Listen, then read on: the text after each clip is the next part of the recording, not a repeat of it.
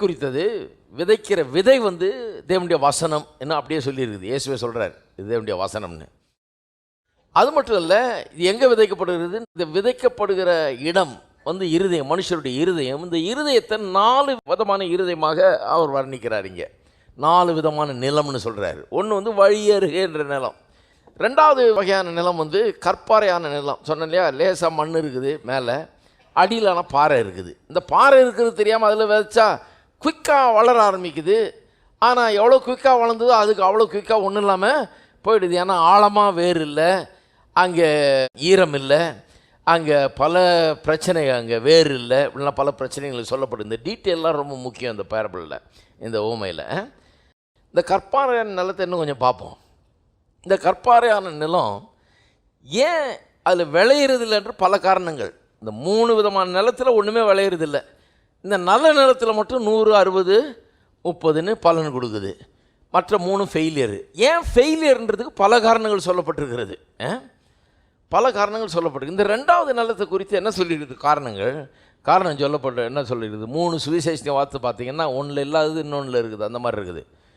பல காரணங்கள் சொல்லி, ஒன்று வந்து ஆழம் இல்லைன்னு சொல்லியிருக்குது, இன்னொன்று வந்து அங்கே ஈரம் இல்லைன்னு சொல்லியிருக்குது லூக்காவில், இன்னொன்று வந்து இப்போ நான் பார்க்க போகிறோம். அது என்னென்னா வேர் இல்லை. அதுதான் பார்க்க போகிறோம். இப்போ வேர் ரொம்ப முக்கியமான மேட்டர்.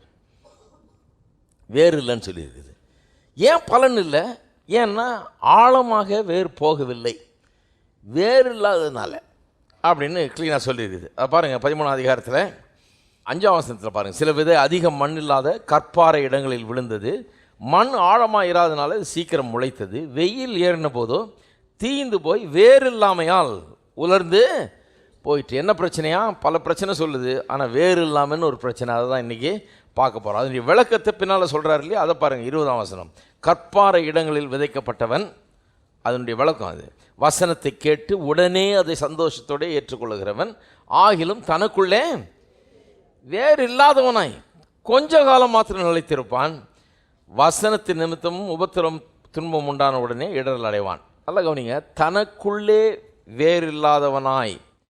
மார்க்கில் வாஸ்து பார்த்தீங்கன்னா தங்களுக்குள்ளே வேறு இல்லாதவர்களாக அப்படின்னு ப்ளூரலில் பன்மையில் சொல்லியிருக்கு. தனக்குள்ளே வேறு இல்லாதவன், வெறும் வேறு இல்லாதவனான்னு சொல்லல, தனக்குள்ளே வேறு இல்லைன்னு சொன்ன உடனே நமக்கு விளங்கிடுது. இது வந்து மறுபடியும் சொல்கிறேன், வயலும் வாழ்வில்லை வெற்றியும் வாழும்.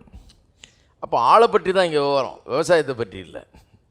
விவசாயம் ஒரு எக்ஸாம்பிள் தான். தனக்குள்ளே வேறு இல்லாதவனா, அப்போ மனுஷனுக்குள்ளே இருக்கிறத பற்றி பேசுகிறாரு. தனக்குள்ளே வேறு இல்லாதனா என்ன, அது கொஞ்சம் டிஸ்கிரைப் பண்ண வேணும். இப்போ தனக்குள்ளே வேறு இல்லைன்னா, சிலருடைய கிறிஸ்தவ ஜீவியம் வந்து உள்ள தங்களுக்குள்ளே நடக்கிற ஒரு ஆவியானுடைய கிரியின் நிமித்தமாக அங்கே நடக்கிற காரியத்தின் மூலமாக உண்டான ஒன்று அல்ல. இது வெளிப்புறமான சில காரியங்கள்னாலே இவருடைய கிறிஸ்தவ ஜீவியம் ஓடிக்கொண்டிருக்கிறது. Nothing inside but all external. External சொன்னால் வெளிப்புறமான காரியங்களில் ஓடிக்கிட்டு இருக்குதுன்னா எப்படி? சிலருக்கு வந்து நல்ல பெற்றோர் இருக்காங்க பாருங்கள். நல்ல பெற்றோர் இருக்கிறனால கோயிலுக்கு ஒழுங்காக கூப்பிட்டு வந்துடுறாங்க. சின்ன பிள்ளைகளை கண்டிப்பாக கூப்பிட்டு போகணும். நான் அதெல்லாம் நம்புகிறேன். நாங்கள்லாம் அப்படி தான் பண்ணோம். பிள்ளைய கூப்பிட்டு வரணும். விளங்கலன்னு சொல்லி விட்டு வரக்கூடாது. கூப்பிட்டு வந்தீங்கன்னா ஒன்று விளங்கும், கோயிலுக்கு போகணுன்றது விளங்கும். மீதியெல்லாம் விளங்காது. ஞாயிற்றுக்கிழமை இன்றைக்கி கோயிலுக்கு போகணுன்னு விளங்கும். அப்புறம் அங்கே வந்த உடனே சைலண்ட்டாக உட்காந்துருக்கணுன்றது விளங்கும். பாட தெரிஞ்சால் பாடணும், இல்லைன்னா பேசாமல் அங்கங்கே ஓடக்கூடாது, உட்காந்து ஒழுங்காக இருக்கணும். கற்றுக் கொடுத்தீங்கன்னா கற்றுக்கும். நம்ம என்ன நினைக்கிறோம், அது பிள்ளை அப்படி தான் விளையாடணும். கிடையாது. அது ரொம்ப நல்ல லேர்னர் பிள்ளை, நம்மளை விட ரொம்ப கற்றுக்கக்கூடியது. மரியாதையாக வாயமூட்டு உட்காருன்னா பேசாமல் உட்காந்துருக்கும், ஒரு தொந்தரவும் பண்ணாது, உட்காந்துருக்கும். ஒன்றுமே விளங்கலைங்களே, அது பரவாயில்ல, ஒன்று விளங்கும். கோயிலுக்கு போகணும், அமைதலாக இருக்கணும், குவாய்ட்டாக இருக்கணும், பாட்டுக்கிட்டு தெரிஞ்சால் பாடணும், இல்லைன்னா பேசாமல் டிஸ்டர்ப் பண்ணக்கூடாதுன்றது தெரியும். அது வரைக்கும் விளங்குனா போதும். அப்புறம் மீதியெல்லாம் விளங்க ஆரம்பிக்கும். 18 வயசில் வந்து உட்காருன்னு சொல்ல முடியாது. நீங்கள் அப்படி உள்ளே வந்து உட்காருங்க, அவன் அப்படியே இருந்துச்சு போயிட்டே இருப்பான். அவன் ஒன்றுமே பண்ணவே முடியாது. ஆனால் சின்ன வயசில் காதை பிடிச்சி இழுத்து கொண்டாந்து உட்கார வச்செல்லாம் ரொம்ப கீழ்ப்படிவான், ரொம்ப சொன்னதெல்லாம் கேட்பான். ஏன்னா நீங்கள் இல்லைன்னா வேலை நடக்காது அவனுக்கு. அடுத்த வேலை சோத்துக்கு நீங்கள் வேணும், வீட்டுக்கு கூப்பிட்டு போகிறதுக்கு நீங்கள் வேணும், கூடயே இருக்கணும்.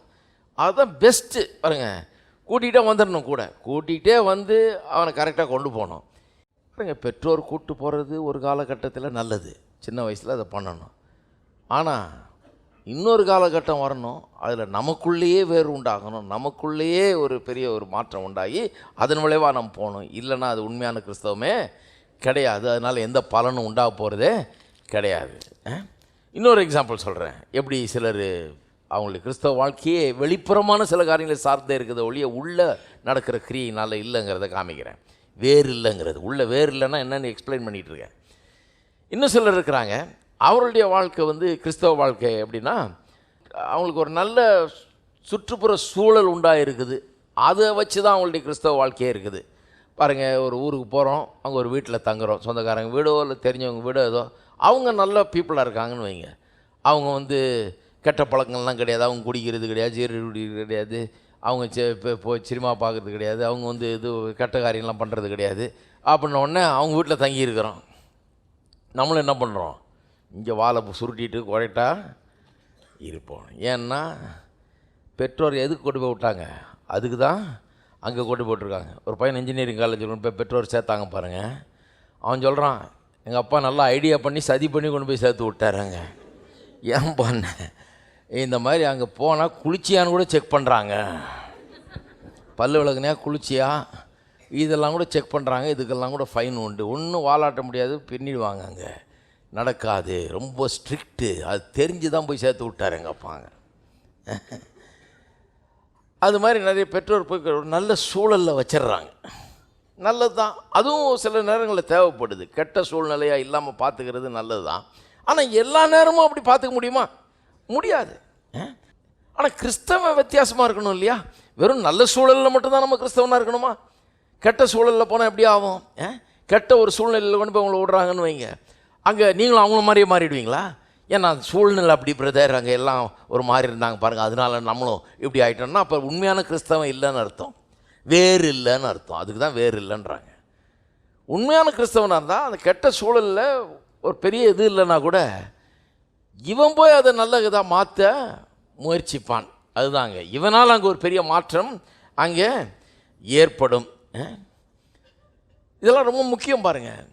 இவனால் ஒரு பெரிய மாற்றம் அங்கே ஏற்படும். இங்கே ஒரு பையன் வந்துட்டு இருந்தான் பாருங்கள். நான் ஆரம்பித்த காலத்தில் 1985 இங்கே ஆரம்பித்த காலத்தில் ஒரு பையன் வந்துட்டு இருந்தான். அவன் கிறிஸ்தவர் அல்லாத குடும்பத்திலேருந்து வந்தவன் இங்கே ரட்சிக்கப்பட்டு பள்ளிக்கூடத்தில் படிச்சுட்டு இருந்தான் பாருங்கள். வருவான். ஆனால் நான் பார்த்தேன், வரும்போதெல்லாம் ஒரு 3-4 பேரை கூட கூப்பிட்டு வருவான். பசங்களெல்லாம் கூப்பிட்டு நிறைய பேருக்கு சுவிசேஷம் சொல்லுவான், எல்லாம் பண்ணான். நான் ஒரு 21 நாள் மீட்டிங் வச்சேங்க. மீட்டிங் வச்ச பிறகு அவன் ஆண்டி அவனே கேட்பான், கொஞ்சம் இந்த அட்ரஸ் எல்லாம் கொடுங்க, நான் போய் சிலர்லாம் பார்க்குறேன், சந்திக்கிறேன் அப்படின்மா. அவனுக்கு ரொம்ப இன்ட்ரெஸ்ட், ஜனங்களுக்கு ஆண்டவரை பற்றி சொல்லணும் அப்படிங்கிற ஒரு பெரிய ஒரு இன்ட்ரெஸ்ட். அவனே போய் எல்லாம் செய்வான். எனக்கே ஆச்சரியமாக இருக்கும். அவனுக்குள்ளே ஒரு பெரிய மாற்றம் பாருங்கள். அப்படி ரொம்ப ஆக்டிவாக இருப்பான். அவன் படித்து முடித்தான், காலேஜில் முடித்தோடனே வேலை தேடினா ஒன்றும் வேலை கிடைக்கல. கர்நாடகாவில் ஏதோ ஒரு ஊரில் உள்ள இன்டீரியரில் ஒரு ஊரில் அவனுக்கு வேலை கிடைச்சிது. வேலை கிடைச்ச உடனே அவன் என்ன பண்ணான், அங்கே கர்நாடகா போனான் அந்த ஊருக்கு. அந்த ஊரில் ஒன்றும் பெரிய கிறிஸ்தவ சபையில் ஒரு பெரிய ஒரு இது இல்லை, இருக்குது 2-3 சபைகள் இருக்குது, ஆனால் ஒன்றும் சுத்த இது சரியில்லை, ஒன்றும் சரியில்லை. அவன் போயிட்டு கொஞ்ச நாள் பொறுத்து எனக்கு ஃபோன் பண்ணான், அந்த மாதிரி எனக்கு எதுவுமே சரியில்லை பாஸ்டர், இங்கே ஞாயிற்றுக்கிழமையானா ரொம்ப நான் கோயிலை மிஸ் பண்ணுறேன், அங்கே கேட்டு எனக்கு அப்படியே பழக்கமாயிடுச்சு, இங்கே வந்த பிறகு ரொம்ப எனக்கு கஷ்டமாக இருக்குது. அந்த காலத்தில் கேசட்டில் வரும், என்னுடைய சேமன்லாம் கேசட்டில் ரெக்கார்ட் பண்ணுவோம், அதெல்லாம் வாங்கி வச்சுருந்துருக்கான். அதை போட்டு திருப்பி கேட்பேன். நான் ஞாயிற்றுக்கிழமையில் போட்டு கேட்பேன். அப்போ நான் இங்கேருந்து கேசட்லாம் கொஞ்சம் அனுப்பிச்சி வச்சேன் அவனுக்கு, கேளுப்பா இதை அப்படின்னு சொல்லிட்டு அனுப்பிச்சேன். என்ன சொல்கிறது அவனுக்கு தெரியல. அவன் சொல்கிறான், இங்கே ஒரு இதுக்கு போனேங்க, சுத்தம் மோசங்க, ஒன்றுமே இல்லைங்க, அங்கே போகிறதுக்கு போகாமலே இருக்கலாம். அப்புறம் அடுத்த வாரம் இந்த இடத்துக்கு போனேன், அங்கேயும் இது மாதிரி தான் இருக்குது, ஒன்றுமே கிடையாது, ரொம்ப கஷ்டமாக இருக்குது, என்ன பண்ணுறதுன்னு தெரியல அப்படின்னா. சரி ஜெபம் பண்ணு, கடவுள் ஒன்று நடத்துவாருன்னு சொல்லிட்டு அவனுக்கு கொஞ்சம் கேசட்லாம் அனுப்பிச்சி வச்சேன்.